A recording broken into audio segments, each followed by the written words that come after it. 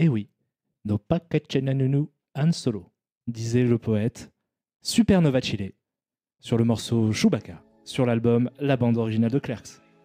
Salut à tous, c'est Karim Debache et je suis un peu plus vieux qu'hier et un peu moins que demain, comme le poète le disait.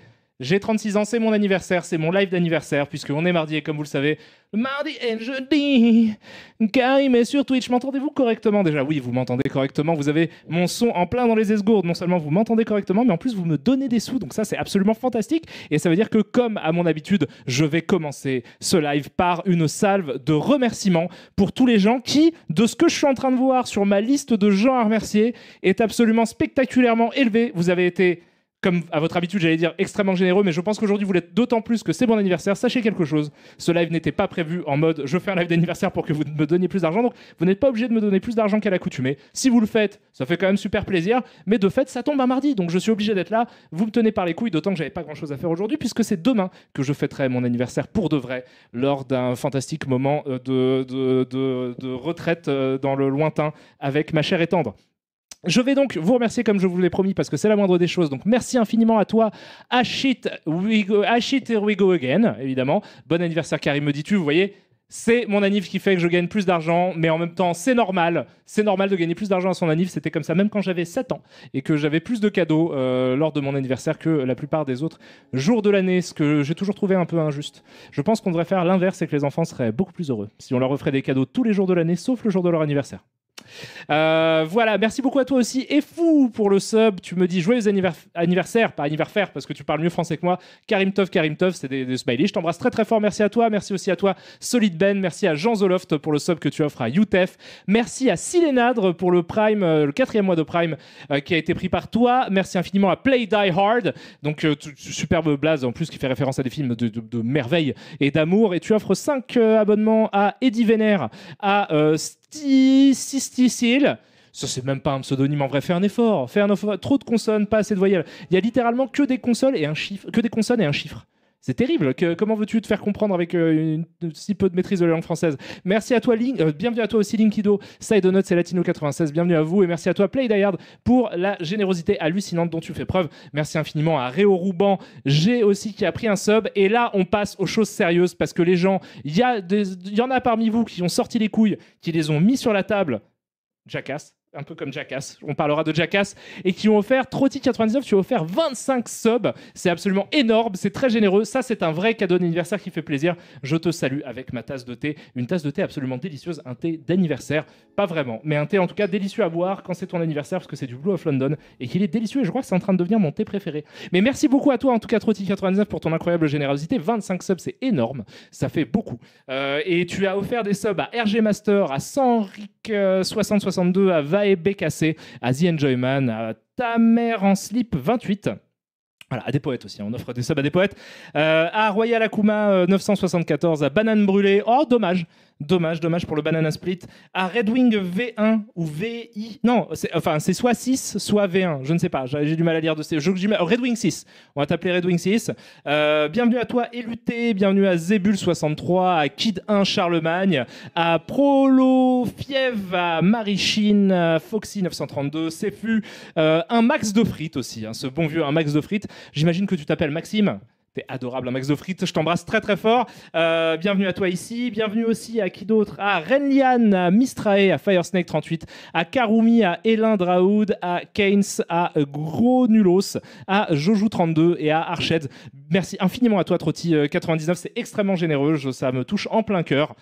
Sauf que ça ne me fait pas mourir. Donc c'est vachement sympa. C'est mieux que le gras, le sucre et les balles qui sortent d'armes à feu. Je t'embrasse très très fort. En tout cas, merci infiniment à toi. Merci aussi à toi, Aldo, pour le 8e mois de sub que tu viens de prendre. Tu me dis joyeux anniversaire Karim Tov.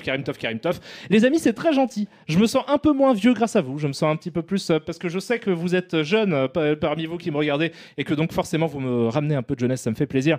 Mais merci à toi Aldo, en tout cas t'es trop mignon. Merci aussi à Scamos qui me dit simplement joyeux anniversaire, c'est ton 7e mois d'abonnement. Tu es trop mignon, je t'embrasse très très fort. Un infini merci à Megarchimède qui a l'habitude d'offrir plein de subs et une fois est complètement coutume, il en a offert encore 10 à plein de gens, à Cerber86, à Chiefs, à Red Fox 555555, à Abu Noah, à Karadoku, à Lionel Lospin. T'as raté ta carrière à pas grand-chose. À Le Vieux Père 72, pardon, à Ozantals, à David Jones 14 et à Lanf. Bienvenue à tous les amis et merci à toi Megarchimède pour la générosité dont tu ferais preuve depuis maintenant des mois, voire même peut-être des années, je ne sais pas, mais en fait, tu es là depuis très longtemps et tu es très généreux depuis très longtemps. Donc je t'embrasse très très fort Megarchimède. Merci infini à toi. Corto de Malta aussi qui vient de reprendre un sub pour son 6e mois. Non, il a pris un sub pour 6 mois. Il faut vraiment que j'arrive à lire cette phrase qui est tournée de façon un petit peu biscornue, qui fait que parfois je me trompe. Mais tu as pris un sub pour 6 mois et tu me dis joyeux anniversaire Karim. Et on a le même âge en fait, 36 piges. On est des vieux, on est des darons. Hein. Merci à toi Emeric aussi pour le Prime. Merci à Servietsky 33. Merci infiniment à toi Darian Daiko qui me dit bon anniversaire Karim avec un bonhomme qui rigole. Ça te fait rire. Ça te fait rire les vieux toi. Bah bravo. Bravo, je t'amènerai pas en EHPAD. Merci aussi à toi, Scamos, pour les 10 subs que tu viens d'offrir à Mister Crocodile. Très bien écrit, d'ailleurs, deal comme le Big Deal. Non, justement, pas comme le Big Deal. Merci à toi, bienvenue à toi, pardon, Hashirota. Bienvenue à toi, Gent Zen. Bienvenue à Ozawaki. À Talk Show, à Eden Shoulder. Mais écrit comme Eden, c'est pas mal, c'est très bien trouvé aussi. Bienvenue à toi, LSN du God Gang. Bienvenue à toi, Rocky. Balbougnoul. Alors, ça, c'est assez cool. Est-ce que t'es vraiment un rebeu ou est-ce que t'es un mec chelou? Je ne sais pas. Je ne sais pas, mais je t'embrasse très fort en tout cas. J'espère que tu vas bien et bienvenue à toi ici. Si tu n'es pas un raciste, tu es mon ami. Merci. Bienvenue à toi aussi, Camembert Mou. Bienvenue à Kaliena.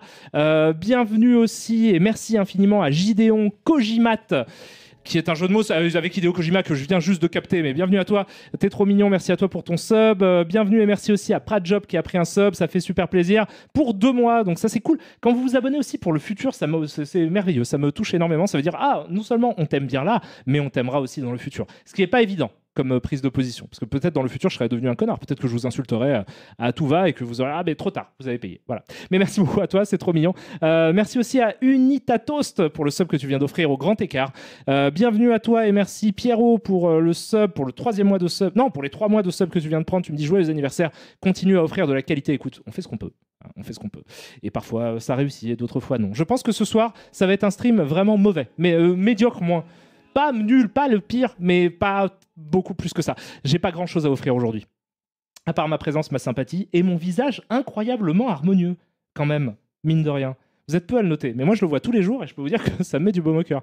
Merci infiniment à toi, Alexis V, pour les 5 subs que tu viens d'offrir à Sodanan, à Vorpel, à Tellurian, à Madame Grenouille. Bonjour Madame Grenouille d'ailleurs, tiens, comment ça va ? Je sais pas du tout qui tu es, mais je trouve ça adorable que tu t'appelles Madame Grenouille. Et donc, bienvenue à toi. En tout cas, j'espère que Monsieur Crapaud va bien. Voilà. Merci à toi aussi, Niegan, tu déchires. Non, bienvenue à toi, Niegan. Tu déchires pas parce que tu m'as pas offert d'argent, toi. Et on va en discuter. Un jour ou l'autre, je vais entre 4 yeux, voilà, tête contre tête, pourquoi? Mais en tout cas, bienvenue à toi, tu fais partie maintenant de la famille. Merci beaucoup à toi, Batifolage, pour le sub que tu viens de prendre. Merci à Captain Chuck. Merci à Camouflage Caca. Voilà, parfois, vous êtes dans des bails quand même en termes de choix de pseudonymes. C'est hyper chelou, quoi.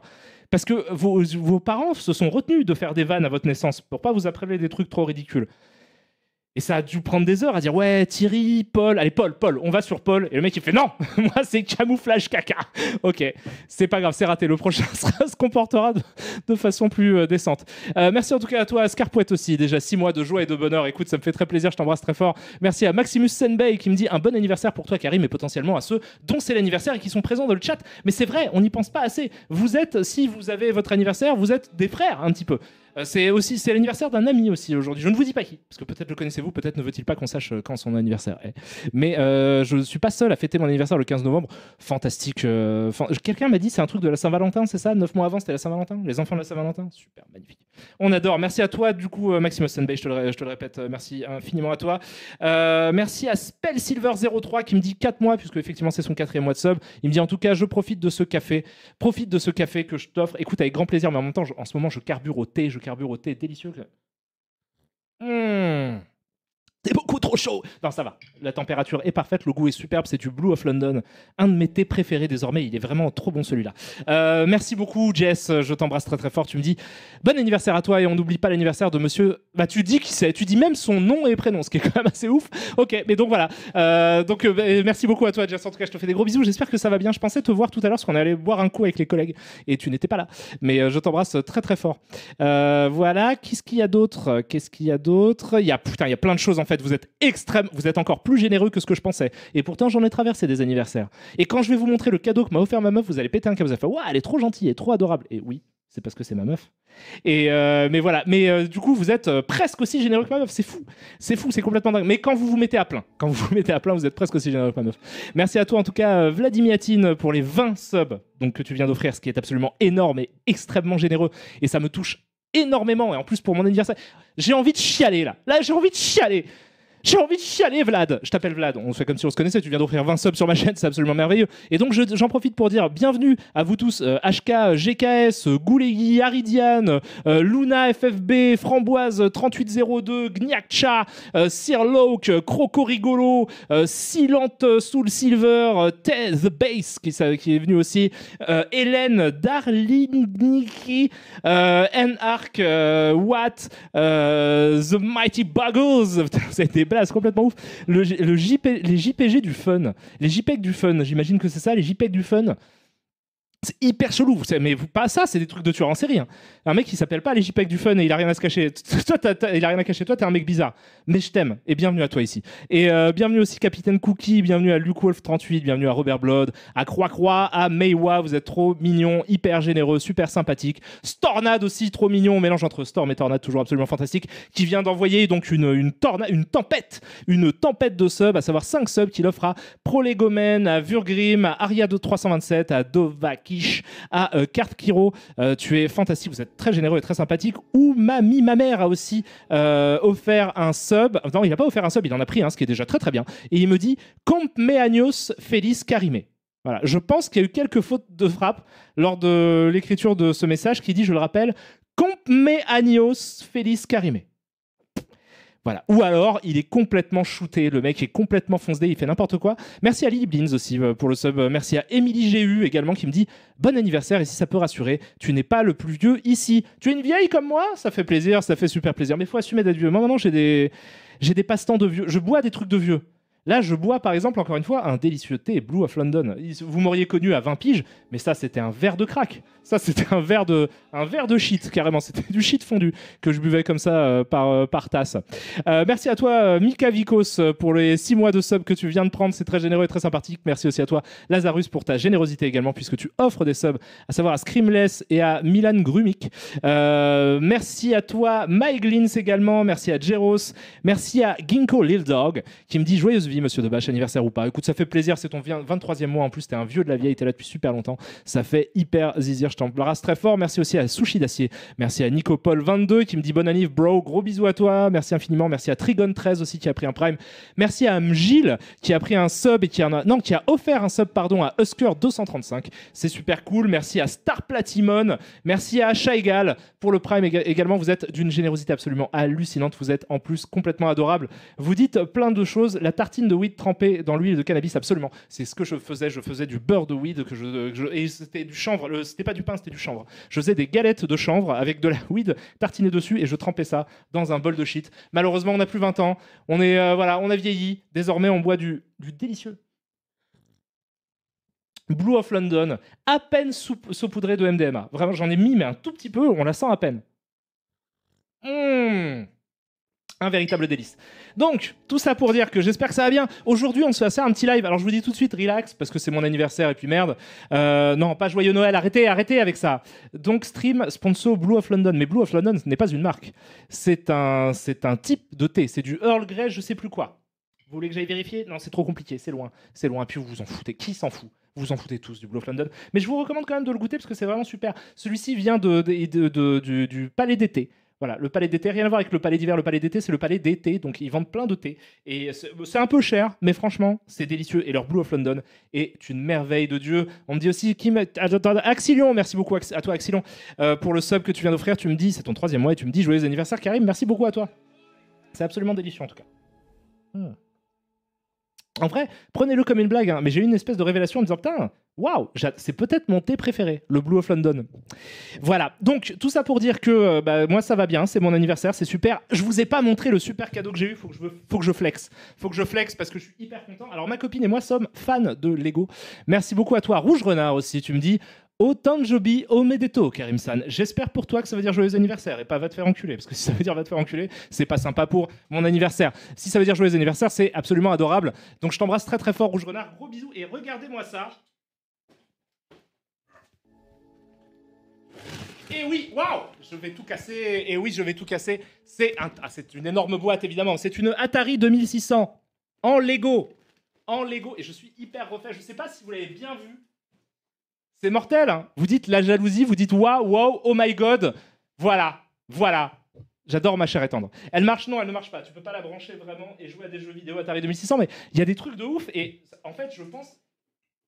Il y a des trucs de ouf parce que déjà il y a une petite étagère pour ranger les cartouches, parce qu'il y a des cartouches évidemment, vous pouvez faire une petite étagère pour ranger les cartouches de l'Atari, et il y a une espèce de petite scène quand vous ouvrez la boîte, enfin quand vous ouvrez l'Atari 2600, il y a une espèce de petite scène avec un gamin typique des années 80 en train de jouer à des jeux vidéo. Ça c'est super cool, et pour chaque jeu vidéo, donc il y a Centipede, attendez, Astéroïde, Centipede et Adventure. Ces 3 jeux sont accompagnés d'une petite scénette de jeux vidéo un peu en mode pixel art qui est absolument magnifique. En plus de ça, il y a évidemment la manette, la fameuse manette Atari 2600. C'est super cool, d'autant que j'ai joué à un jeu Atari 2600 il n'y a pas si longtemps que ça en stream. C'était Halloween, souvenez-vous, c'était il y a quelques jours. Et c'était super sympa d'ailleurs. Et je pense que j'en ferai d'autres des jeux Atari 2600 parce qu'il n'y a pas grand-chose à montrer. Mais ça permet pas mal de discuter aussi de ce qu'on est en train de faire. Et ça, c'est vraiment cool. Merci beaucoup à toi, Noxtali, pour le sub que tu viens de prendre.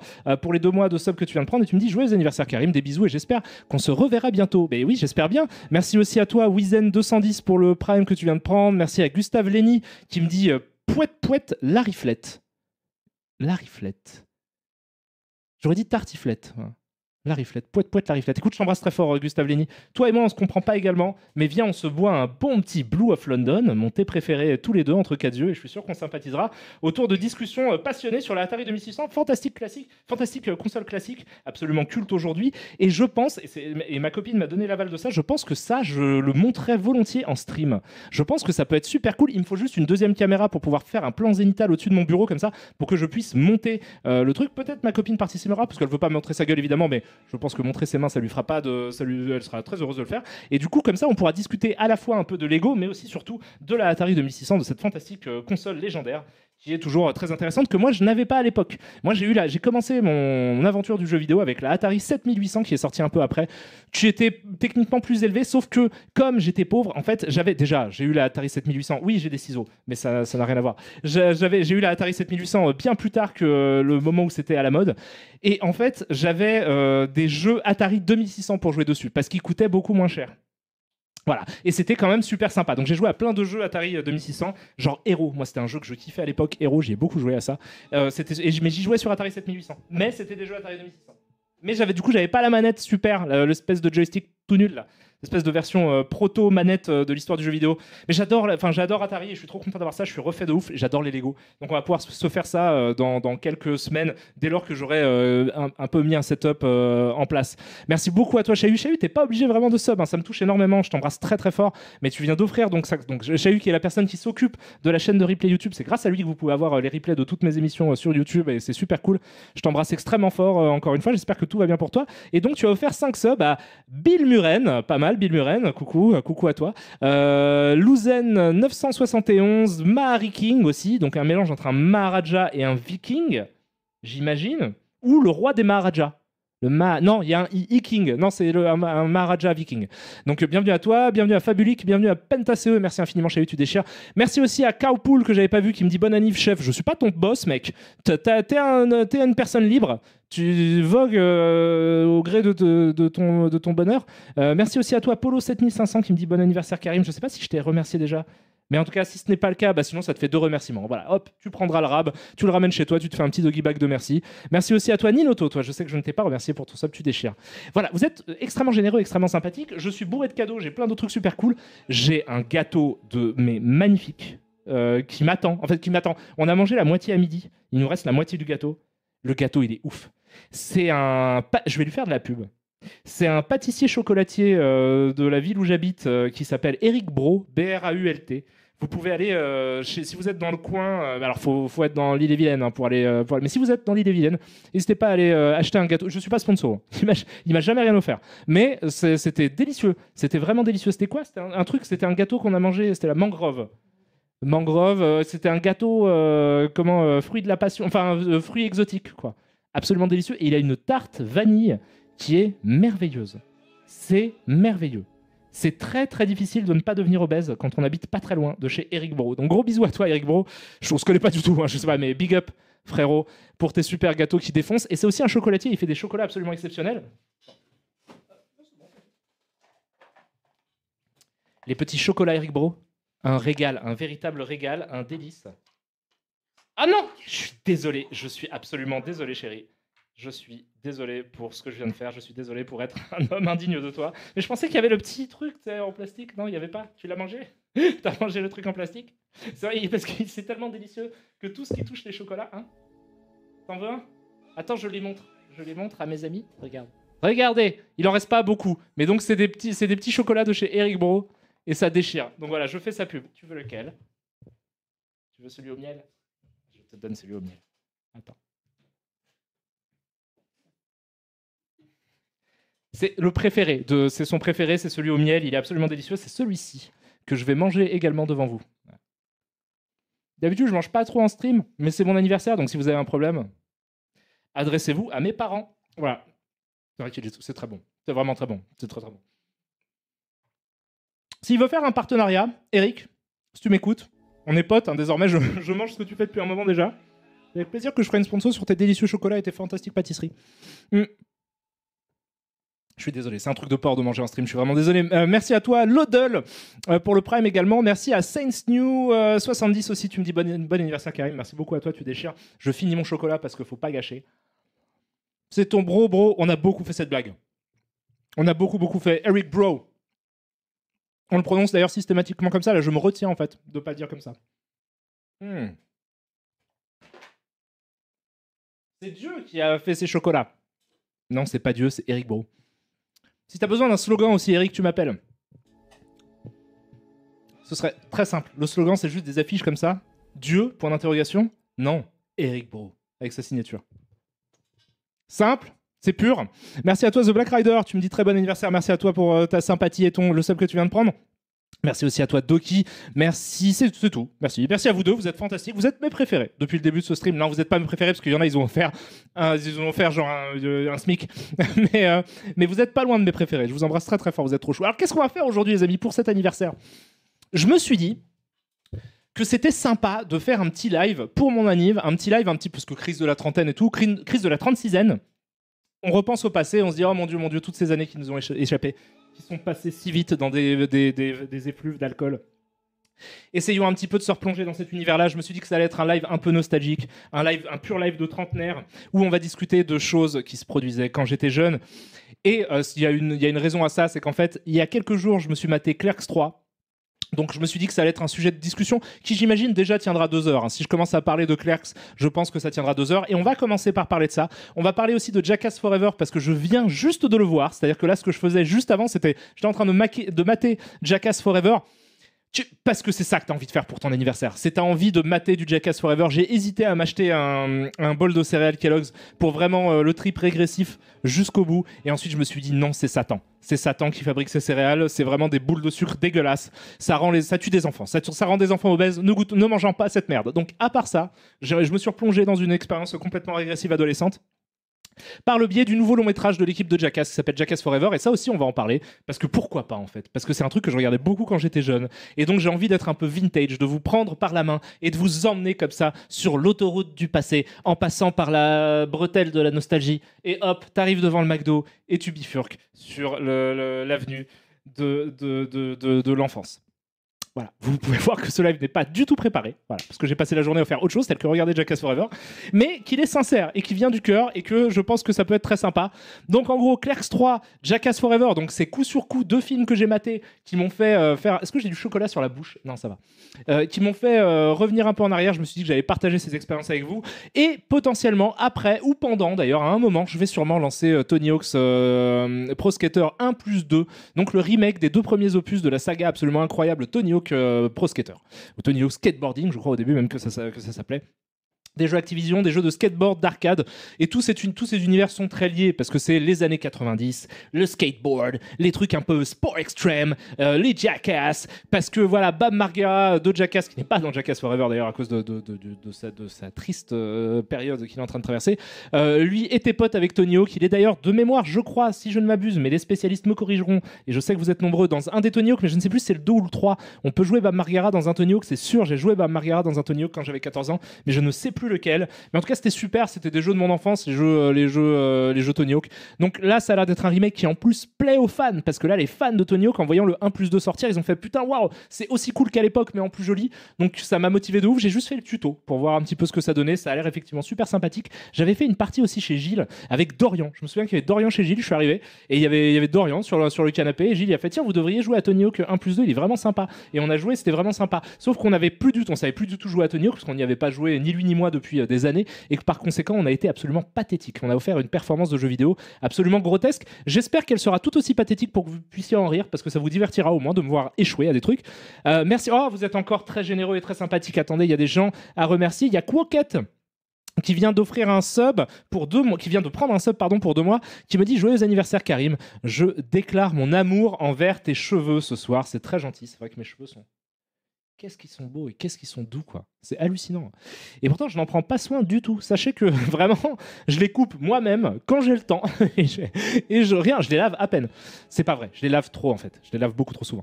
Merci à toi, le Déda, pour les 5 subs que tu viens d'offrir, toi, par contre, à Toto Rollmop.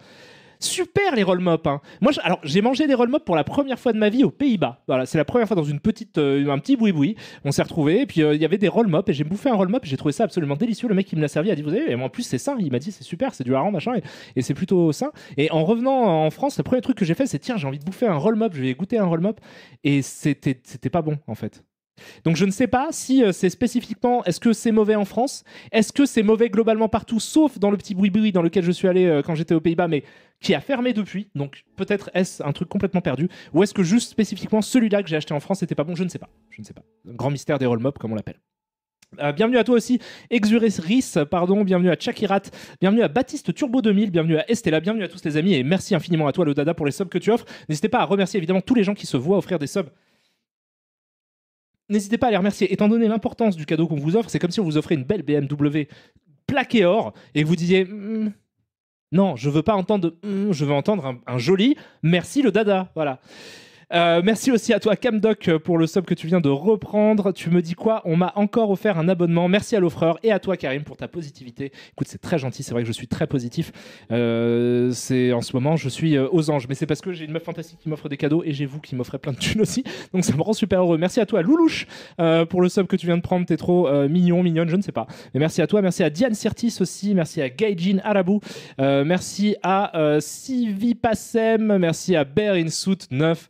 Merci à toi, Célie089 ou Célio89. Je ne sais pas si le 0 est un lead speak ou si c'est un vrai truc.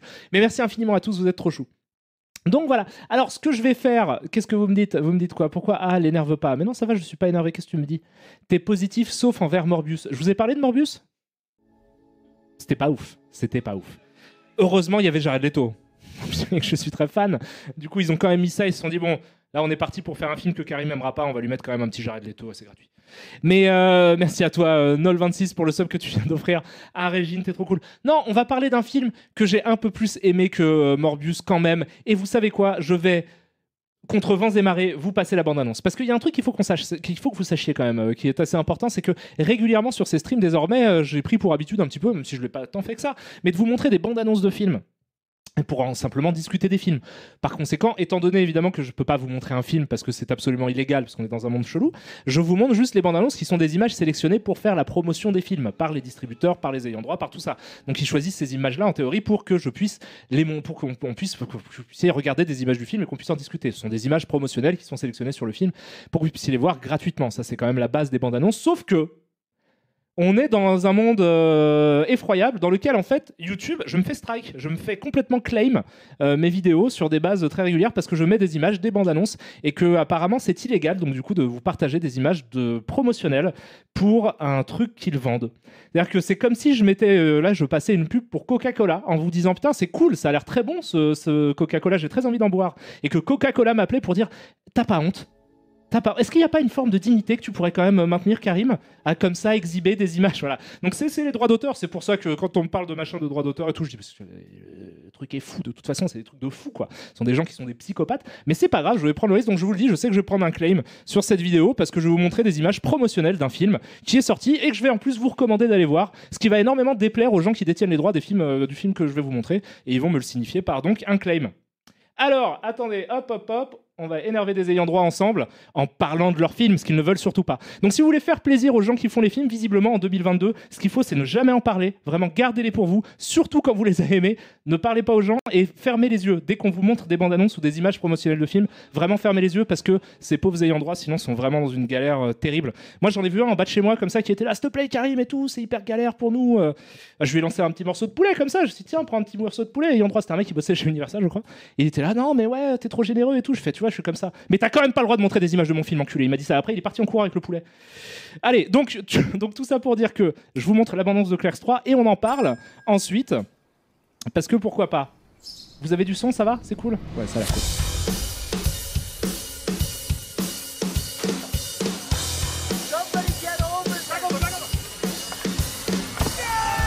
That's how we did it in the 90s, son! Can't catch my breath, man.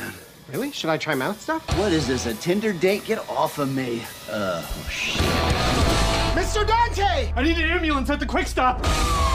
Saved my life, man. Wish I had a life worth saving. What are you talking about? Sit around and watch the same movies over and over. I always thought you could have made a cool movie. You're right. I'm living on borrowed time. No more watching movies.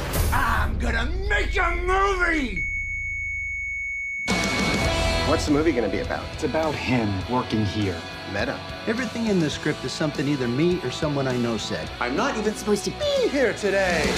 Maybe Jay and Silent Bob could be characters. Jay and Silent Bob are like C-3PO and R2-D2. They've been here since the first movie, which was the last time they were cool. But they've been with the franchise so long, they still give them cameos and put them on the lunchboxes. Snifty Booches! Please tell me why. I believe in you. You put in that stuff you used to say about the Death Star contractors. Get sued by Disney? No way. Now that's what I call acting! Take off your pants. What the hell is this? I added a scene where you get shot. I'm not letting you kill me off in the third act. What if there's a sequel? A sequel? What am I, a hack?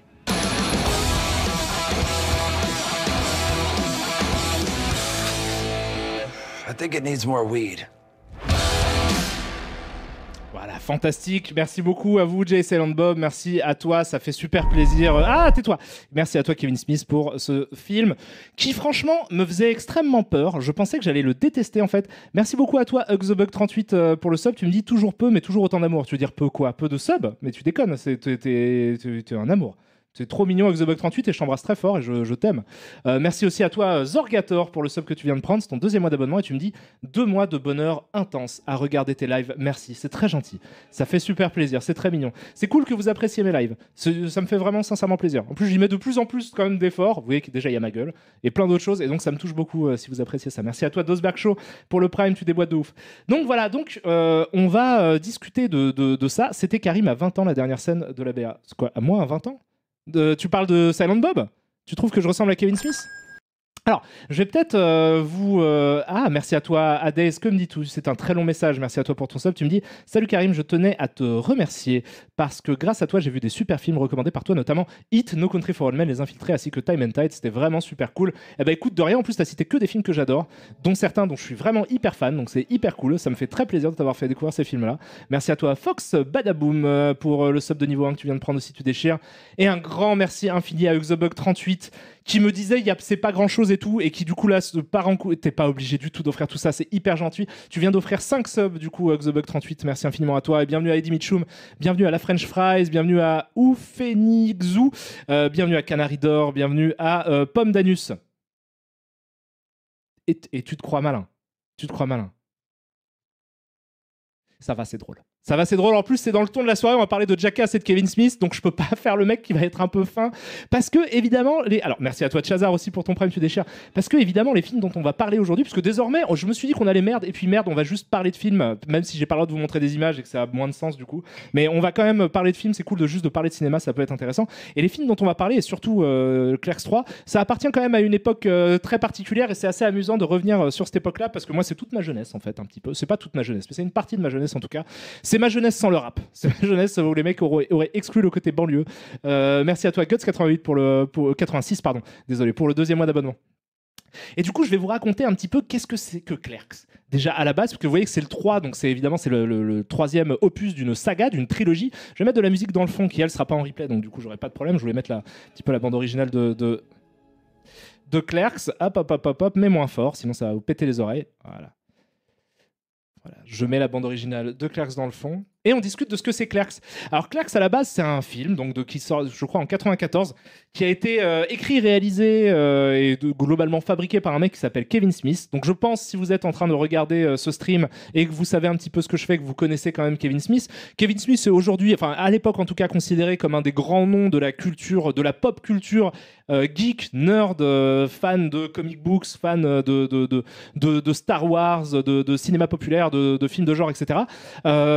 C'est un mec qui à la base en fait était pas dans le monde du cinéma puisque c'est un peu en l'occurrence l'histoire d'une success story à l'américaine, vraiment dans le sens où c'est un gars qui bossait à la base dans une épicerie qui s'appelait le Quick Stop Groceries dans une ville paumée du New Jersey, pas loin de Leonardo dans le New Jersey, et qui donc un jour a vu un autre film qui s'appelle Slacker, réalisé par un fantastique réalisateur aussi qui s'appelle Richard Linklater. Slacker qui est un film qui se passe au Texas et qui donne à voir une image un petit peu naturaliste du Texas avec un côté très cinéma-vérité, pas très cinéma-vérité non plus, mais un petit peu pris sur le vif et petit budget, quoi. Donc Richard Linklater, c'est aussi un des grands noms du cinéma américain des années 90, et Kevin Smith, en voyant ce film-là, s'est dit, bah merde, si ça compte comme un film, peut-être que moi aussi je peux faire un film qui simplement met en scène en fait mon univers, peuplé de personnages, de nerds, de fans de pop culture, et que simplement en les filmant sans trop d'artifice, on peut arriver à sortir quelque chose d'artistiquement intéressant. Et c'est ce qu'il a fait en faisant. Alors la légende varie un petit peu sur comment il a réussi à avoir son argent. En gros, il s'est démerdé pour avoir, je crois, $27,000 à peu près. C'était entre 25 et $30,000 qu'il a supposément, de ce que j'ai cru comprendre, il a réussi à avoir en faisant des espèces d'arnaques à la carte bleue, d'arnaques à la carte de crédit en fait aux États-Unis, en utilisant des stratagèmes, parce que comme il bossait dans cette épicerie là, il faisait croire en fait aux banques du coup qu'il était le patron. Enfin, il faisait pas croire aux banques qu'il était le patron. Les banques appelaient le Quick Stop, donc l'épicerie, c'est lui qui décrochait et il se faisait passer pour son propre patron, et pour faire croire à la banque qu'il était solvable, il disait oui, Kevin Smith, il bosse chez nous, effectivement, il est solvable et tout, quoi. Donc il a utilisé ce genre apparemment de bidouille en gros, avec il a ouvert plusieurs comptes à découvert chez des banques, machin, etc. Enfin, il s'est endetté de façon un peu ouf, en prenant un certain risque quand même, pour gratter à peu près 27 000 €, qui en gros ont servi à peu de choses près à payer la pellicule, puisqu'il y a très très peu de moyens en fait dans Clerks 1. Et du coup, ça a donné un film qui est tourné en noir et blanc, je crois en 16 mm, je pense même pas que ce soit du 35, mais complètement dans des conditions vraiment guérilla, quoi, et qui sont juste une espèce de suite de sketchs qui tiennent ensemble, qui sont liés par des fils rouges scénaristiques, quoi, et qui mettent en scène une journée dans la vie de ces personnages-là, qui sont en gros des gros branleurs, qui sont en train de devenir adultes, en fait, enfin, qui sont devenus adultes, mais qui sont un petit peu qui comprennent la complexité de la vie d'adulte, mais qui se réfugient vers quelque chose de très cynique et de très sarcastique. Et donc la grosse blague, c'est beaucoup qui se moquent par exemple des clients qu'ils trouvent insupportables, et il y a tout ce genre de jeu là. Et à côté de ça, ils ont des conversations parfois qui s'éternisent sur des sujets de pop culture tels que Star Wars, et ils élaborent autour de ça des théories farfelues. Ils ont des conversations assez absurdes mais en même temps quotidiennes autour de la pop culture. Et donc ce film là, par chance pour Kevin Smith, a été repéré rapidement en festival. et notamment par la Miramax qui l'a racheté et qui l'a ressorti un peu en grande pompe, même si c'était pas une énorme sortie non plus, mais ça a un petit peu boosté le budget. Ils ont remonté quelques trucs chez la Miramax et ils ont sorti le film. Et le film a fait un carton. C'est pas un carton gigantesque non plus, mais ça a plutôt très très bien marché, au moins aux États-Unis, quoi. C'est devenu un peu culte très vite parce qu'on s'est rendu compte qu'en fait, nombre de gens, de spectateurs, en fait, ressemblaient aux personnages qui étaient montrés dans le film, et par conséquent, ils se sont rapidement reconnus dans les personnages qui étaient mis en scène, et ils ont apporté beaucoup de soutien à ça. Puisque c'était une époque où justement le côté nerd de pop culture était plutôt pas quelque chose de honteux non plus, mais c'était quelque chose qui était en tout cas relégué au second plan, et en tout cas il n'était pas envisageable de voir des personnages dans un film parler de choses aussi triviales que des bandes dessinées, des films de science-fiction, quoi. C'était pas du tout dans la doxa, c'était pas à l'ordre du jour de voir des films. Et donc lui est arrivé comme ça, comme un espèce de précurseur, et c'est pour ça qu'il a très vite gagné des galons comme étant un mec assez culte, etc. Cet univers qu'il a créé dans Clerks, donc qui met en scène des personnages qui sont joués par des potes à lui, qui sont absolument pas non plus des vrais acteurs reconnus et tout, ça a donné un petit univers en fait qui s'est appelé le View Askew Universe, et bien avant Marvel, etc., lui il avait déjà son univers partagé entre des personnages qui peuplaient cet univers-là, et donc ça a donné une dizaine de films à peu près au fil des années, jusqu'à là Clerks 3, du coup ça a donné une petite dizaine de films comme ça qui se passent tous dans le View Askew Universe, qui est une vision fantasmée du New Jersey, j'allais dire des années 90, mais du coup ça s'étend jusqu'aux années 2020, mais c'est une espèce de vision du New Jersey au travers des yeux de fans de comics, c'est-à-dire qu'il y a quand même un côté cartoon, quoi, dans tout ce qu'on voit, dans tout ce qui nous est montré, parce que du coup les personnages le perçoivent, j'imagine, un peu comme ça, quoi.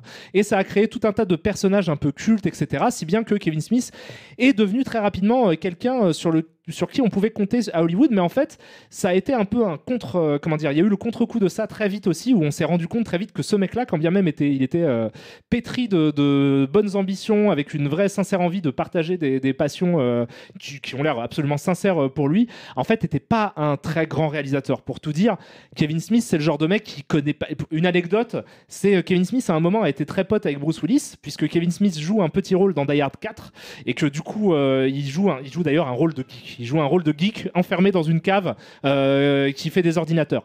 Et du coup, il y a la scène qui avait été écrite pour lui, il l'a lu, et Kevin Smith a dit bon, c'est pas exactement comme ça qu'un nerd en fait parlerait, quoi. Et donc il a réécrit les dialogues de sa propre scène et il l'a proposé à la production. La production a dit non, on n'en veut pas parce que les gens vont pas comprendre les références, les trucs et les machins. Ce à quoi Bruce Willis leur a dit à la production, en gros, pour défendre Kevin Smith, a dit d'accord, donc ok, donc vous voulez pas de cette scène, mais dites-moi c'est quoi votre deuxième choix pour jouer John McClane. Donc ça a été la base du truc. Donc il est devenu un peu pote avec Bruce Willis et ils ont tourné ensemble dans un film qui s'appelle Top Cops, qui est une merde infecte, mais qui est donc réalisé par Kevin Smith, qui est un des trucs les plus pop, quoi, de Kevin Smith, un espèce de buddy movie avec Bruce Willis. Et sur le tournage de Top Cops, pour en arriver à ce que je voulais dire au début, sur le tournage de Top Cops, Bruce Willis s'est rendu compte en fait de l'incompétence de Kevin Smith, du fait que Kevin Smith c'était surtout un mec qui faisait des blagues, qui fumait des pétards et qui en fait était pas spécialement vraiment calé en audiovisuel, quoi. Il connaissait pas les focales. Je crois que c'est un des trucs qui a choqué Bruce Willis, de se rendre compte que le réalisateur avec qui il travaillait, au moment où il lui a demandé mais quelle focale tu vas utiliser pour tel plan, a pas su répondre, en fait. Il dit mais ça c'est confié au chef-op. Donc il est vraiment techniquement complètement à la traîne. Il a en fait toujours été, et ça a même été un truc qu'il a un petit peu exhibé en étendard, en disant mais moi je suis pas un réalisateur, je suis pas un cinéaste, je fais pas des images, je parle avec les dialogues que je mets dans les bouches de mes personnages, et c'est ça le cœur de mon cinéma. Par conséquent, Kevin Smith, ça a beaucoup été des dialogues filmés, en fait, dans l'histoire du cinéma. Ce qui est assez intéressant, puisque en fait du coup sa carrière part d'une incompréhension de qui était Kevin Smith, puisque le fait qu'il n'ait pas réussi à avoir l'argent nécessaire pour tourner son premier film, donc Clerks, dans des conditions correctes, ça a amené tout un tas de contraintes qui ont donné en fait des partis pris esthétiques, mais qui n'étaient pas il pouvait pas y échapper, quoi. C'est juste parce qu'il n'y avait pas d'argent, il devait filmer les choses comme ça, ce que un pan de la critique a considéré comme une forme d'auteurisme, et donc il a très vite été classé dans les cinéastes auteurs un peu indépendants années 90, au même titre par exemple que pouvait l'être Richard Linklater, peut-être même plus que l'était Richard Linklater. Et en fait on s'est rendu compte que non, c'était pas vraiment ça, quoi. En fait le fait que ce soit en noir et blanc avec des plans fixes très longs, des très longs plans séquences de dialogue, Clerks, c'est pas vraiment un parti pris esthétique, c'est plus juste le fait du manque de moyens, quoi. Donc toute cette espèce d'incompréhension sur son cinéma au cœur du début de sa carrière, et très vite il a été relégué un petit peu au second plan. Il y a eu nombre d'échecs qui ont aussi jalonné la carrière de Kevin Smith, et il y a eu un Clerks 2 qui avait plutôt bien marché, qui a été à Cannes, pas en compétition, mais qui a quand même été diffusé à Cannes, je crois, si je me souviens bien, genre en 2006. qui était sympa comme tout d'ailleurs aussi. Et là, du coup, il clôt ce qui est désormais une trilogie, et c'est certain, du fait de ce qui se passe dans le film, que ça restera une trilogie. Je pense qu'il n'y aura pas de suite, il n'y aura pas de Clerks 4, c'est une certitude. Mais il l'a conclu du coup en 2022, alors que le premier date quand même de 94. Donc c'est-à-dire que le mec, il a commencé à bosser, il devait avoir 25 piges quoi, dans Clerks. Donc maintenant, c'est quelqu'un d'âgé, quoi. C'est quelqu'un d'âgé, c'est quelqu'un qui a vécu plein de trucs qui ont l'air assez compliqués, quoi. Notamment par rapport à son poids, puisque historiquement, il est connu pour être... Il a longtemps été obèse, en fait, Kevin Smith. Là, il a perdu énormément de poids parce qu'il a fait une crise cardiaque il y a quelques années et que donc il a été obligé de perdre du poids.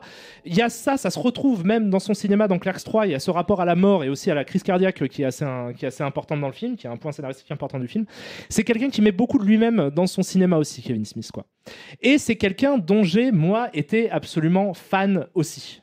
Voilà. Donc c'est un cinéaste important pour moi, comme je pense pour nombre de gens. Mais il est heureux d'être dans l'industrie du ciné. Kevin Smith, oui, il adore en fait, il adore ses personnages, il adore écrire des dialogues pour ses personnages. Mais par contre, c'est vrai que les mettre en scène, il s'en fout un peu, quoi. Et le gros moment de ratage de sa carrière, qui est un petit peu à partir duquel en fait les choses sont un peu parties en couille, c'est le moment où il a réalisé un film qui s'appelle Père et fille. Alors il faut savoir que Kevin Smith est un grand fan de John Hughes, en fait. Et je vous ai déjà à de nombreuses reprises parlé de John Hughes au travers de films que j'adore, tels que Breakfast Club ou La folle journée de Ferris Bueller. Mais en fait, il aime bien aussi le John Hughes un peu plus sérieux, un peu moins burlesque et un peu plus touchant. Des films, lui, il cite souvent She's Having a Baby, par exemple, je crois, de John Hughes, que j'ai jamais vu, mais je sais que c'est un film qui est un peu plus tendre, quoi. Et donc...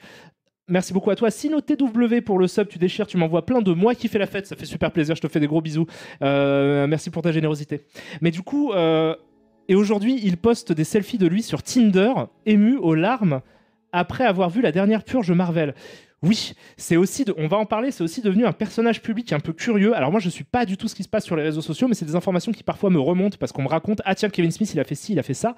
Mais ouais, ça a l'air d'être quelqu'un de très très sensible, mais ça a l'air d'être quelqu'un qui a vécu des trucs pas ouf, ne serait-ce que professionnellement. En fait, sa carrière, elle est compliquée. On va en discuter. Je pense que ça va être un live surtout sur Clerks 3, en fait, parce que ça fait déjà 57 minutes qu'on discute. Donc, mais on va parler un petit peu de tout ça. Ouais, il a eu une carrière compliquée qui fait qu'aujourd'hui, il a l'air d'être vraiment hypersensible et il réagit effectivement souvent par les larmes. C'est quelqu'un de très émotif, j'ai l'impression, Kevin Smith aussi, quoi.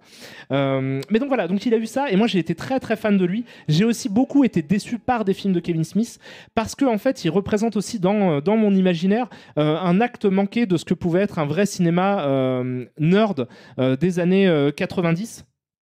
Qui finalement sont surtout du fait de Tarantino, quoi. C'est vrai que et d'autres, hein, de quelques autres évidemment, ce truc un peu méta et tout. Mais lui aurait pu être ce que des cinéastes qui ont commencé par des bidouilles dans les années 70, genre Scorsese, quoi. Bon, je sais pas s'il aurait pu devenir un Scorsese, mais je veux dire, il aurait pu avoir la même dynamique dans sa trajectoire de carrière, avec des départs sur des films de niche et peu chers, et ensuite peut-être avec un peu plus d'ambition, des velléités de cinéastes qui s'affirment plus. Et donc plus de bon filmage. Moi, l'acte manqué de Kevin Smith pour moi, c'est qu'il a jamais appris les focales. C'est aussi con que ça, hein. Mais il a jamais appris la technique et donc il s'est toujours retrouvé comme ça avec un décalage par rapport à ce qui se faisait, ne serait-ce que techniquement. Il a toujours été un peu à la traîne en fait, Kevin Smith. C'est assez dommage en fait de voir que. Et je reviens juste au moment où ça a un peu pété sa carrière, c'est le moment de Père et fille. Donc dans les années 2000 en fait, il a eu pour ambition de partir dans une direction assez opposée à celle qu'il utilisait avant, parce qu'avant il faisait volontiers preuve d'humour grivois, quoi. Il y avait beaucoup de cul, beaucoup de vannes un peu vulgaires, etc. Chose qui peut hériter à John Hughes, mais là il a essayé de faire son film un peu plus sérieux, qui s'appelle Père et fille, qui est un film où il a essayé de mettre vraiment des moyens. C'est un film qui coûte cher, il y a Ben Affleck dedans, il y a une vraie équipe technique pour le coup, un vrai chef-op, et le film d'ailleurs est plutôt correct visuellement, quoi. Mais ça a été un énorme bide, parce que c'était la période où les gens ils en avaient vraiment ras le cul, je pense, de Ben Affleck et de tous ces trucs avec Jennifer Lopez. Donc je pense que là ça n'a pas du tout pris et les gens l'ont détesté. C'était, je sais pas si c'est sorti avant ou après Gigli, ça s'appelle Gigli ou Gigli, je ne sais plus, mais ce film bidesque de ouf, qui a fait un beat de malade avec Ben Affleck et Jennifer Lopez à l'époque. Mais en tout cas, c'était la période voilà, où le couple Bennifer, comme on l'appelait à l'époque, était un petit peu était pas forcément très populaire. Et donc le fait juste d'avoir Ben Affleck dans un film, les gens avaient tendance à souffler. Alors que je trouve que Ben Affleck est un correct acteur qui, par ailleurs, a commencé sa carrière avec Kevin Smith, avec Matt Damon évidemment quand ils ont écrit le scénario de Good Will Hunting, qui a été ensuite réalisé par Gus Van Sant. Mais c'est à la base aussi un peu un pote de Kevin Smith. Il a un rôle plutôt important dans Mallrats où il joue le connard, il joue le gros connard dans Mallrats, et il a un rôle aussi très important et le rôle principal en fait de son film d'après Mallrats, qui est son 3e long métrage, qui s'appelle Chasing Amy, qui est aussi un film qui lui pour le coup est plutôt réussi, plutôt touchant. Mais du coup en fait sa carrière elle a été un peu vrillée à Kevin Smith et il a pas eu ça, pas, j'allais dire ça, c'est pas le John Hughes, mais parce que John Hughes aussi a eu sa vie un peu brisée par Hollywood. Mais c'est à dire que lui a eu en plus le problème de du coup sa filmographie est pas ouf. C'est-à-dire que si jamais vous vous décidez, pour ceux qui ne connaissent pas beaucoup le cinéma de Kevin Smith, de regarder les films de Kevin Smith, vous allez voir en bout de course qu'il y a en fait pas tant que ça de bons films. Moi j'adore Clerks, qui je trouve est un grand film important quoi, de son époque.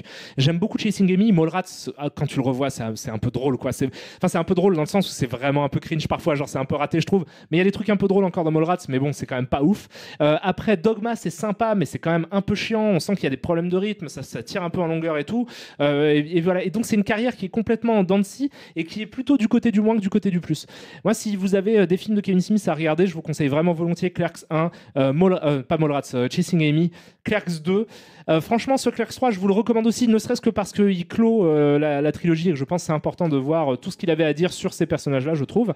Quelques autres sont sympathiques. Moi, je sais que Red State, j'avais trouvé ça sympa parce qu'il y a un moment, il s'est mis à faire des films d'horreur et maintenant, il est dans un délire beaucoup plus... J'allais dire beaucoup plus indépendant. Ça a toujours été une figure du cinéma indépendant américain, mais il bossait pour des studios. En gros, il bossait pour Harvey Weinstein à l'époque pour la Miramax, quoi. Pour la plupart de ses films. Il les a fait avec lui. Mais du coup, maintenant, depuis que Weinstein est en tôle, machin, il s'est fait choper pour ses trucs, du coup, il a tendance à même faire financer ses films. Il fait beaucoup de podcasts, en fait. Il est très présent sur Internet. Et il a tendance à faire financer ses films par le biais d'Internet, quoi, par des crowdfunding, etc. Et c'est comme ça qu'il a pu faire des films. Il y a Red State, Tusk, par exemple, qu'il a aussi, je crois, écrit en plus avec les gens en live, quoi. Ce qui est assez ouf en podcast d'écrire un film. Tusk, je trouve pas ça incroyable, mais Red State, je trouve ça vraiment pas mal.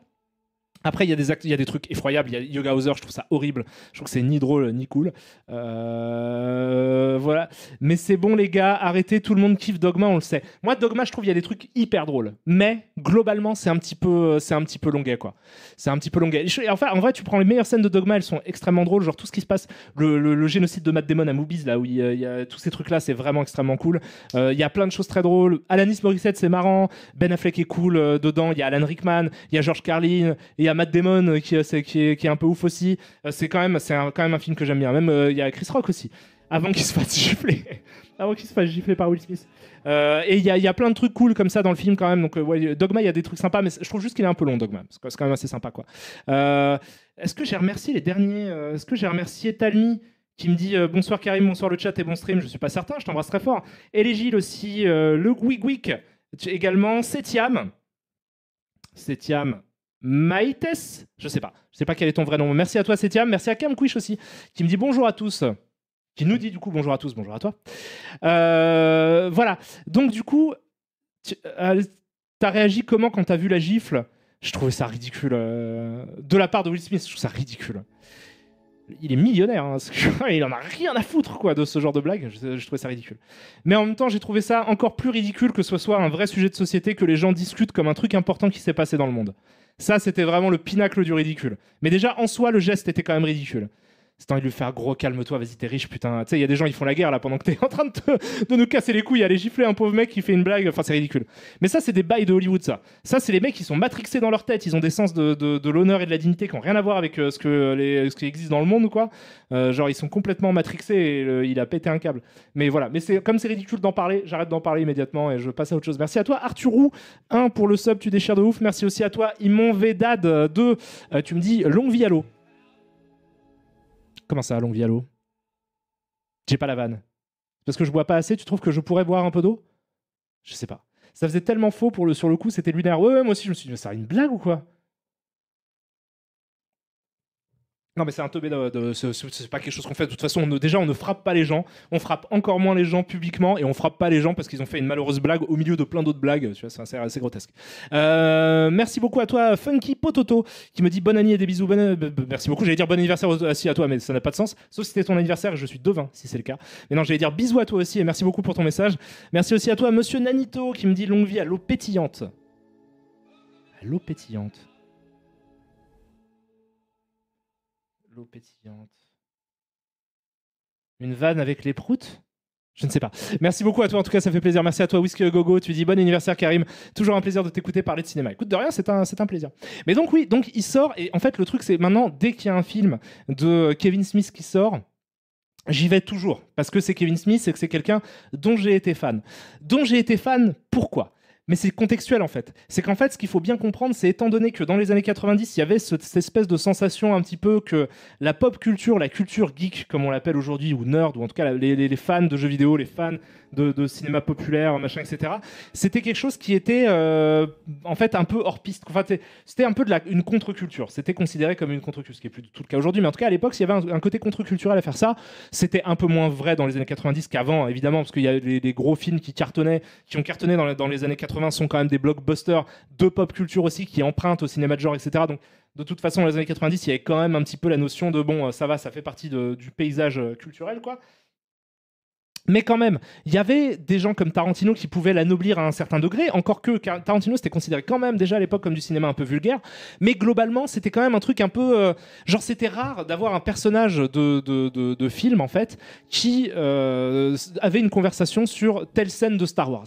Ça paraissait complètement absurde, puisque on considérait déjà que les films se passaient pas dans le monde, donc forcément, et que les personnages de films étaient drastiquement opposés à nous, n'avaient rien à voir en fait avec nous, et donc simplement étaient, s'occupaient de choses beaucoup plus importantes que ce qui peuple notre quotidien, nous geeks qui jouons à des jeux vidéo en lisant des comic books. C'est là pour une fois, il y a quelqu'un qui prenait ces personnages-là, qui les montrait de façon assez frontale. Dans leur quotidien, où en gros leur problème c'est des problèmes de cul, des problèmes de couple et en gros des problèmes de pop culture, quoi. C'était à peu près tout ce qui peuplait l'imaginaire, mais ça les prenait au sérieux dans le sens où c'était quand même des érudits. C'est-à-dire que les personnages de Randall et de Dante globalement dans le film, il y a un peu des débilos quoi, mais dans les personnages secondaires, mais en tout cas les deux personnages principaux du film, certes sont un peu des connards, parce qu'on est dans une période aussi du cinéma où on met en scène un peu des connards. C'était un truc des années 90 où on avait tendance... Et d'ailleurs, de Jackass, ça veut dire connard. Et dans Jackass, ils font souvent des trucs de connards aussi. Mais du coup, c'était un peu des connards, mais c'était des connards qui étaient érudits et qui avaient quand même... C'est juste qu'ils avaient ce côté blasé et sarcastique, aussi parce qu'ils se sont rendus compte des impasses dans lesquelles les menait l'idéologie dominante donc consumériste dans laquelle ils gravitaient, quoi, et qui se rendaient compte de la limite de ça et que du coup, ils traitaient ça par la dérision et l'absurde de tout. Il y a ce côté un peu prétentieux aussi, hein. Mais c'était quand même des érudits. Donc on avait des personnages de nerds qui étaient cultivés, qui n'étaient pas spécialement en plus mis au banc de la société par leurs relations sociales, c'est-à-dire qu'ils arrivent quand même à avoir des relations amoureuses et tout comme dans une vie normale, quoi. Et ça te les montrait sous un jour qui était pas flatteur, parce que ça reste quand même, ils font des trucs d'enculés quand même dans ces films-là, mais ça les montrait comme des gens qui n'étaient pas des teubés, quoi. On était loin de la parodie un peu qui a traîné dans le cinéma français jusqu'à Elie Semoun et Cyprien, quoi.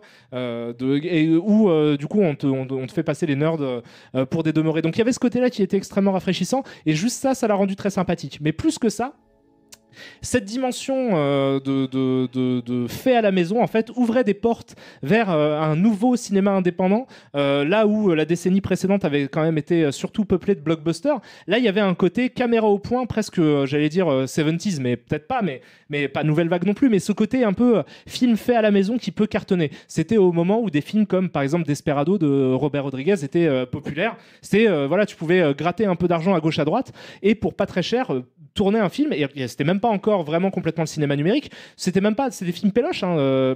Desperado aussi, oui, c'est des films péloches, quoi. Donc il y avait ce côté-là de ah tiens, non seulement ces gens-là en fait ressemblent potentiellement aux gens que je connais qui sont autour de moi et tout, ils ont à peu près ce truc, mais en plus ils ont l'air de pouvoir eux-mêmes faire leur propre film. Donc il y a la possibilité au travers d'un personnage comme Kevin Smith d'imaginer une alternative au cinéma populaire, quoi, qui soit vraiment beaucoup plus tournée vers les fans de pop culture, quoi, qui les mettent pas sur le banc. Avec la dimension méta ultra assumée d'être dans un film avec des personnages qui parlent de films que tu as toi-même vus et qui réoffrent des analyses sur des produits culturels que tu as déjà vus. Ce qui fait de ces univers, d'ailleurs, des univers hyper étranges, parce que c'est des univers où existe Star Wars, mais pas McDo. Enfin, je veux dire, il y a un équivalent de McDo qui est Moobies, qui est un truc qui n'existe que dans l'univers de Kevin Smith, dans le View Ask Universe, mais il y a aussi le Star Wars de George Lucas comme on le connaît, quoi. Voilà, tous ces trucs-là. Il y a Stan Lee, par exemple. On croise Stan Lee dans Mallrats, on le voit, il a un rôle, Stan Lee, dans Mallrats. Il y a un clin d'œil à ça, d'ailleurs, dans Miss Marvel, dans Captain Marvel, où je sais plus à quel moment, c'est dans un bus ou dans un tram aérien, je sais plus, mais on voit Stanley, le caméo de Stanley, il est en train de lire le scénar de Mallrats, que du coup, parce que ça se passe dans les années 90, le scénar que lui a envoyé Kevin Smith, quoi. Ce qui est hyper mignon, en fait, d'avoir que Kevin Smith, et c'est pour ça qu'il lèche les couilles de Marvel, parce que du coup, il est très vocal sur absolument tout ce qui sort, parce qu'il est très présent sur les réseaux sociaux, et effectivement, il est plutôt du genre à s'émouvoir un peu d'arien, et on m'a raconté cette anecdote, alors je ne sais plus pour quel film c'est, mais je sais qu'il était... Sexe, mensonge et Hollywood de Peter Biskin version Twitch. Non, c'est quand même... Alors, c'est moins racoleur aussi que ce que je fais que Sexe, mensonge et Hollywood. Mais c'est moins complet et moins savant. Vous avez l'occasion de lire ce super bouquin. N'hésitez pas quand même, c'est très divertissant. Même si apparemment ce qu'ils disent, c'est un peu faux parfois.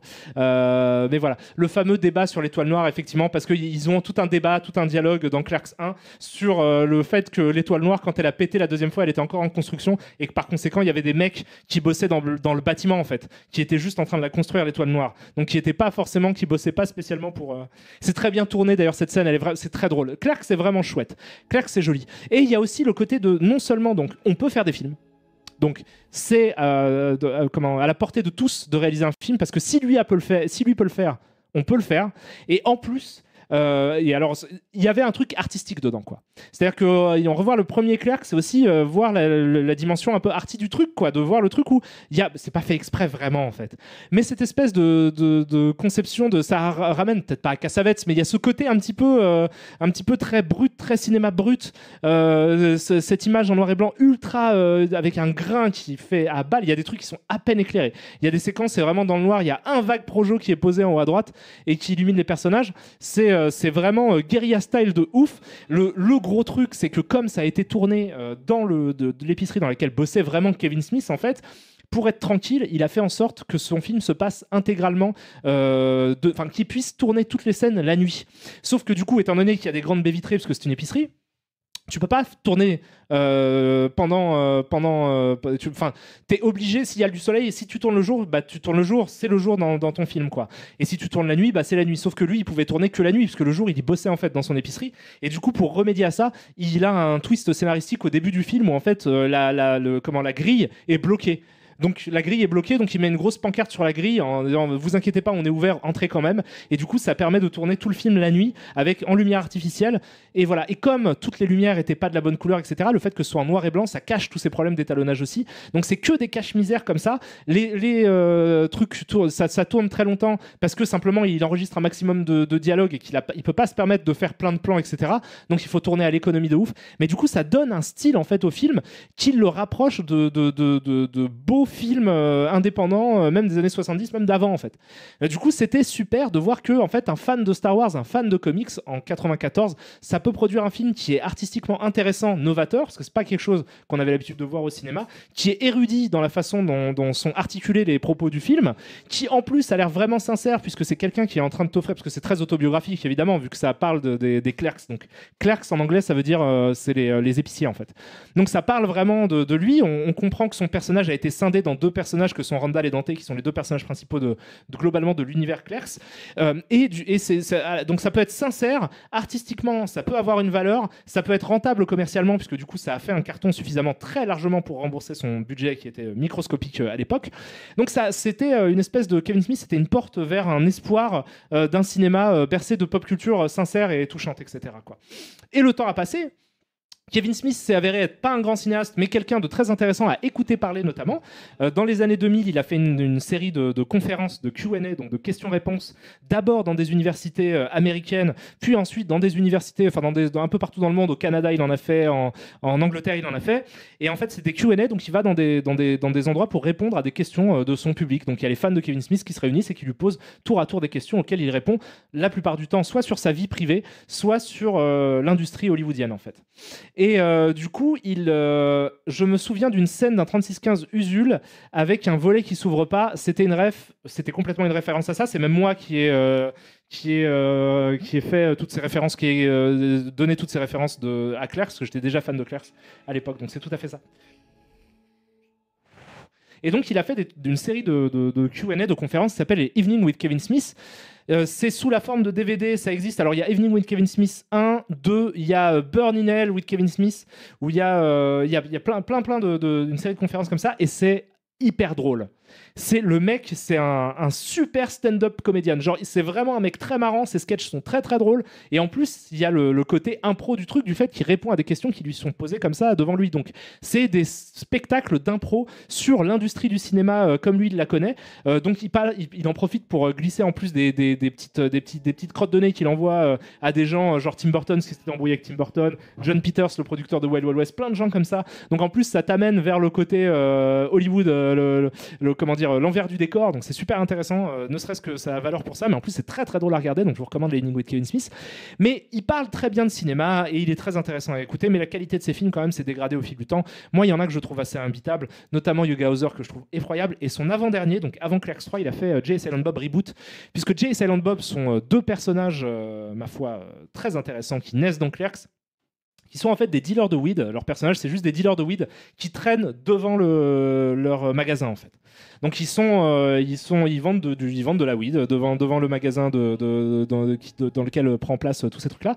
Et ces deux personnages-là, donc c'est un grand blond maigre qui parle tout le temps et un gros brun qui est muet, qui s'appelle Silent Bob. Donc c'est Jay et Silent Bob. Le Silent Bob, donc le gros muet qui parle jamais, c'est joué par Kevin Smith. Donc il s'est donné le rôle. Au départ, je crois qu'il voulait jouer le rôle de Randall, mais en fait, il s'est rendu compte qu'il pouvait pas être acteur et qu'il n'était pas bon acteur et que du coup, il s'est donné à jouer le rôle du mec qui ne parle pas, Silent Bob, qui en fait n'est pas vraiment muet parce que parfois même il a des longues tirades. En fait, c'est ça la blague, c'est qu'en fait, c'est juste il ne parle pas, mais il n'est pas vraiment muet. Et eux ont donné des espèces de spin-off où ça c'est devenu des personnages de leurs propres aventures. Et ils ont deux films qui leur sont consacrés spécialement à eux, qui est du coup Jay et Silent Bob contre-attaque, qui est plutôt drôle, film très méta aussi sur l'industrie hollywoodienne de l'époque, du début des années 2000, et Jay et Silent Bob Reboot, qui est sorti en 2019 je crois si je ne m'abuse, et qui est un très mauvais film, j'ai trouvé. C'était vraiment nul, que c'était mal monté, mal rythmé, et que c'était pas très intéressant. Donc celui-ci, je suis allé le voir en me disant ça va peut-être être de la merde. Voilà. Il est possible que ce soit à chier, mais après tout, pourquoi pas? Voilà. De toute façon, c'est Kevin Smith. Et de toute façon, je vais faire quoi? Je vais pas ne pas aller voir Clerks 3, c'est absurde. Je suis fan de Clerks 1, j'adore. Tiens, je viens de découvrir l'existence de Kevin Smith grâce à toi, mais je suis pas sûr d'aimer ce prétentieux bonhomme. Reste à voir ses films, j'imagine. Prétentieux? Il est pas prétentieux tant que ça, hein. Il est même plutôt humble en fait, parce qu'il a pas eu. Non, il est pas prétentieux. Je trouve pas qu'il soit prétentieux. Il met en scène des personnages et il y a un travail aussi. Il y a une réflexion sur le sarcasme justement sur ça, qui se poursuit film après film d'ailleurs. Lui, je suis pas certain qu'il soit suffisant. En fait, c'est juste il est pas très compétent et je pense qu'il y a une forme de complexe d'infériorité du fait qu'il est complètement autodidacte, qu'il soit arrivé un peu par accident dans le monde du cinéma, qui fait que plutôt qu'il ait peut-être une peur de l'échec éventuellement, qui a fait qu'il a préféré se complaire à ne pas apprendre en fait son métier.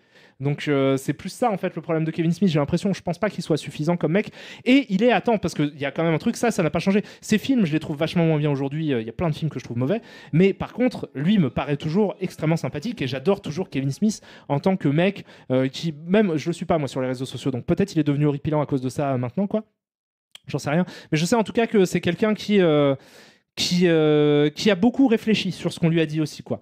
Qui a beaucoup essuyé de critiques, qui a essayé vraiment d'y réfléchir, qui parfois a fait des échappées c'est un peu réfugié dans du confort un petit peu, en se trouvant des excuses un peu pour bosser mal. Il y a eu un peu de ça quand même, mais qui quand même a essayé en tout cas de mettre beaucoup de lui dans son cinéma, qui a essayé vraiment de faire des films sincères, avec des personnages qu'il aime, je le crois vraiment sincèrement, quoi. Et du coup, c'est quelqu'un que j'aime, hein, Kevin Smith. Moi, j'ai pas de problème avec Kevin Smith. C'est juste qu'il y a certains de ses films que je trouve pas terribles. Et je trouve trouve que ça se dégrade en fait au fil du temps. Et là, du coup, j'étais vraiment parti. En plus, là les retours sur le troisième Clerks c'était vraiment mauvais. Donc je me suis dit bon bah ça va être nul, c'est pas grave. Après tout, ça va. Et en fait, je trouve que c'est mieux quand même que Jay et Silent Bob Reboot. Je trouve que c'est quand même pas super que Clerks 3, surtout par rapport à Clerks 1 et même à Clerks 2, parce que Clerks 2 c'est quand même chouette. C'est pas super. Il y a des moments vraiment tire-larme, mais vraiment abusément tire-larme en mode un peu pleurnicheur. Mais il y a des moments aussi touchants, je trouve, dans ce film. Il y a des moments... Alors là, pour le coup, ça va contraster avec ce que je vous disais lors de mon deuxième live où je pestais sur les films qui, du coup, font jouer la méta pour faire arriver de l'émotion. Parce que, du coup, évidemment, c'est beaucoup plus facile. Et là, quand on voit ce film-là, il y a carrément un peu de ça. Hein, parce que, du coup, tu vois Kevin Smith, tu sais qu'il a eu des problèmes de santé récents. Tu sais en plus qu'il a été plutôt vocal dessus. C'est quelqu'un qui a décidé d'offrir un petit peu sa vie à la vindicte publique, qui s'est beaucoup fait insulter, beaucoup fait critiquer. Il y a eu tout un long truc, je me souviens d'une vieille polémique de merde où du coup il était trop gros pour monter dans un avion, du coup on a voulu lui faire payer deux sièges et lui il a dit bah non c'est pas cool, et en même temps après internet tout le monde s'est mis à se foutre de sa gueule parce que du coup il est pas rentré dans un siège. Enfin, il y a tout ce genre de truc là. Moi je pense que c'est un personnage un peu écorché, beaucoup plus que ce qu'on imagine en fait. Il parle beaucoup de la mort de son père aussi, il parle de trucs très, très profonds aussi. Donc, je trouve que c'est un peu un écorché et du coup c'est quand même quelqu'un dont la carrière en tout cas me touche, dont l'histoire me touche. Et là il y a un concept quand même, donc je vais remettre juste des images de l'abandon sans le son dans le fond, en espérant, putain mais est-ce que je vais me faire... Non, je crois pas que c'est les images qui sont sur soi, c'est plutôt le son du truc, ou alors je le mets en tout petit, je sais pas comment je peux faire quoi. Putain c'est fou que j'ai pas le droit. C'est fou que j'ai pas le droit de mettre des putains d'images du film pour que je puisse les commenter quoi. C'est complètement ouf. Attendez, si je fais lui, non, ouais lui, non lui, non attendez, je vais hop voilà faire ça, tac, je vais vous le mettre comme ça en tout petit. J'espère que ça ira. J'espère qu'ils vont pas à tout moment les keufs peuvent débarquer hein, vraiment et me mettre en prison pour des années quoi pour ce truc horrible.